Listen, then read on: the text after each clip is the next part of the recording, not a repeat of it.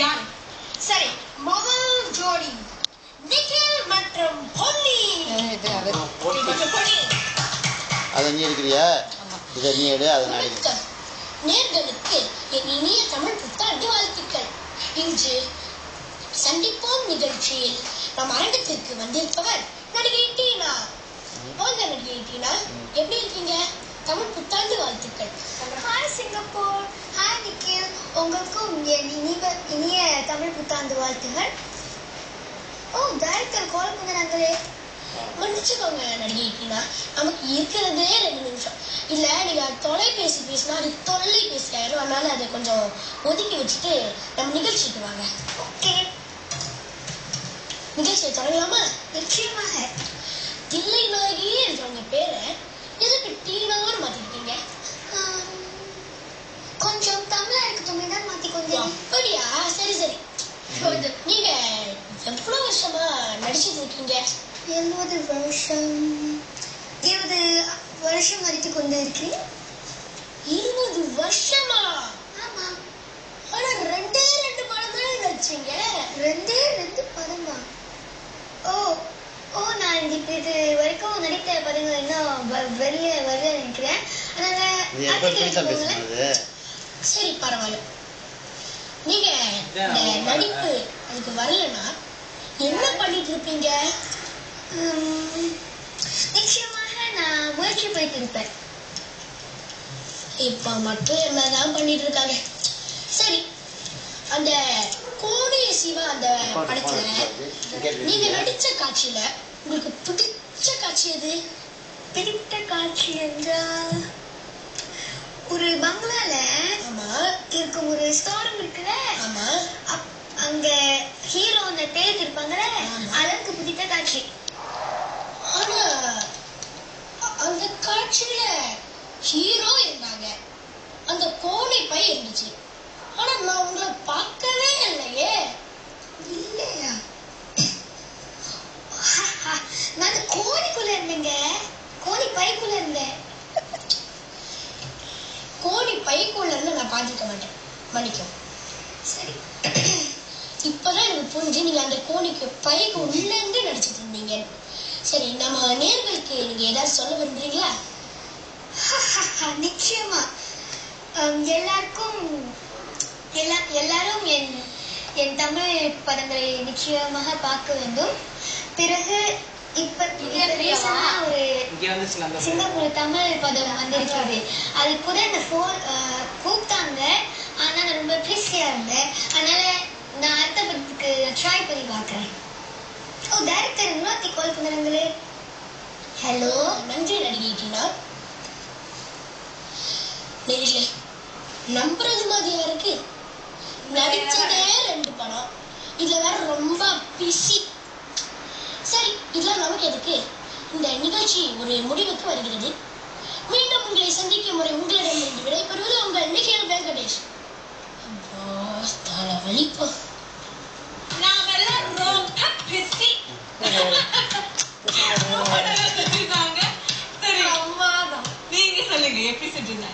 Okay, Nikhil and Donnie.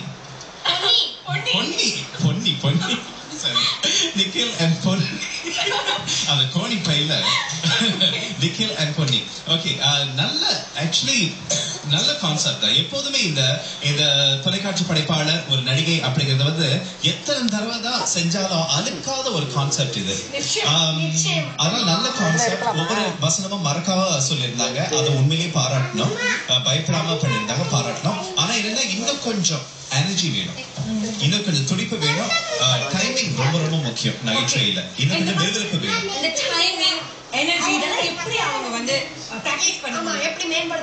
Okay, என்ன பண்ணோம்னா அந்த பாத்திரமாவே மாறிடணும். நம்ம வந்து எக்ஸைட்டடா ஆகிறதுக்கு முன்னாடி அவங்க எக்ஸைட்டடா ஆகணும்.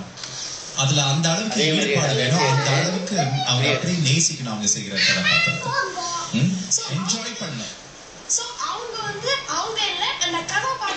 கதாபாத்திரம்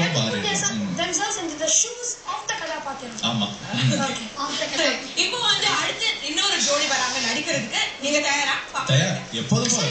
சரி, யார்? ஸ்ரீநிதி மற்றும் சங்கரி. சரி அதான் நீங்க வந்து வீட்டுக்காரங்களோட பேசுவீங்களா? நிறைய ட்ரை பண்ணிட்டு இருக்கேன். ஆனா ஏன்னா வந்து நான் 2-3 மாசத்துக்கு முன்னாடி தான் வீடு ஷிஃப்ட் பண்ணேன். சோ நான் இன்னும் கொஞ்சம் பழகிட்டு இருக்கேன். சரி சரி, என்னுடைய அனுபவம் கொஞ்சம் மோசமான அனுபவம் தான். 7 வருஷம் அதே வீட்டுல இருக்கேன். ஆனா ஹாய் பாய் எப்படி இருக்கீங்க அப்படின்னு கேட்கறதோட சரி பேசவே மாட்டேன். சரி, சிவாஜி திரைப்படத்துல வந்து திரு சாலமன் பாப்பையா சொல்லிப்பாருல, நம்ம வீட்டுக்கு வாங்க பழகலாம் அப்படின்னு. பழகலாம் வாங்க.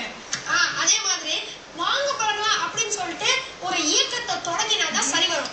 இல்லைன்னா இப்படி ஆயிடும். பாருங்க எப்படி பாருங்களேன், இதோ யார் வராங்க? ஸ்ரீநிதி மற்றும் சங்கரி.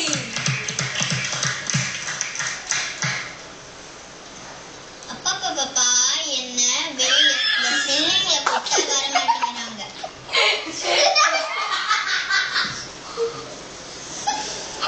ஏங்க நிறுத்துங்க. ஏற்கனவே செருப்பை போட்டு இடைஞ்சல் பண்றீங்க. இப்ப தண்ணிய வேற ஊத்தி வைக்கிறீங்க. நாங்க எப்படி எங்க வீட்டுக்கு தலைமையில ஏறி போறது? ஓஹோ, நீங்க எங்க தலைமையில ஏறி போவீங்க, நாங்க பாத்துட்டு சும்மா இருப்போம். எங்க வீடு இது, நாங்க காசு கொடுத்து வாங்கினது. எங்க வீடு முன்னாடியில போட்டிருக்கோம். உங்களுக்கு என்ன? எங்க பழைய கம்பவுண்ட் வீட்டுல ஒரு தோட்டமே வச்சிருந்தோம். இப்ப ஒரு 4-5 செடி வச்சதுக்கே இப்படி பேசுறீங்களே. அந்த செடிக்கு தண்ணி ஊத்துலன்னா என்ன ஆகும்? எல்லாரும் வீட காசு கொடுத்துதான் வாங்கியிருக்காங்க. நீங்க செடிக்கு தண்ணி ஊத்தல, தரையில தானே தண்ணி ஊத்துறீங்க. இப்ப வலி தானே வேணும் உங்களுக்கு? இந்தாங்க போங்க. இதை என்ன பண்றது? தூக்கி எறிவா?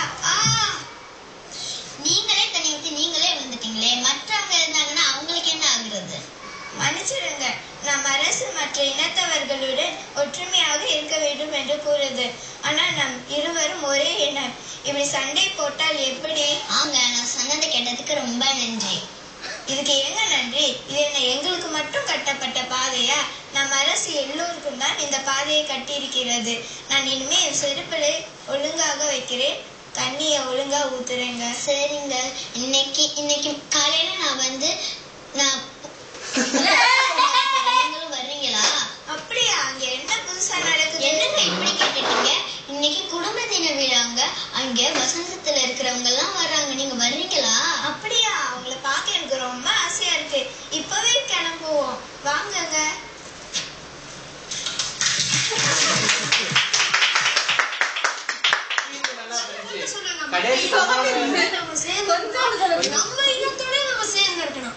சரிங்க, இப்போ நடுவர் என்ன சொல்றாங்க அப்படின்னு நான் சொல்றதுக்கு முன்னாடியே அதிரடி ஆதித்யா சொல்லிட்டாரு பிரமாதம் அப்படின்னு.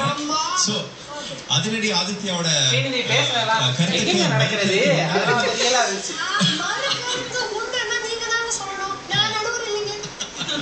சரி அழகா தப்பிச்சிட்டீங்க. இப்போ சொல்லிடாதீங்க. இப்போ நம்ம போட்டியாளர்கள் எப்படி பண்ணாங்க? இது வந்து இன்னும் நல்ல ஒரு கான்செப்ட். இது வந்து ஒரிஜினலான ஒரு கான்செப்ட். நிறைய விஷயம் வந்து நல்லா யோசிச்சு பண்ணிருக்காங்க.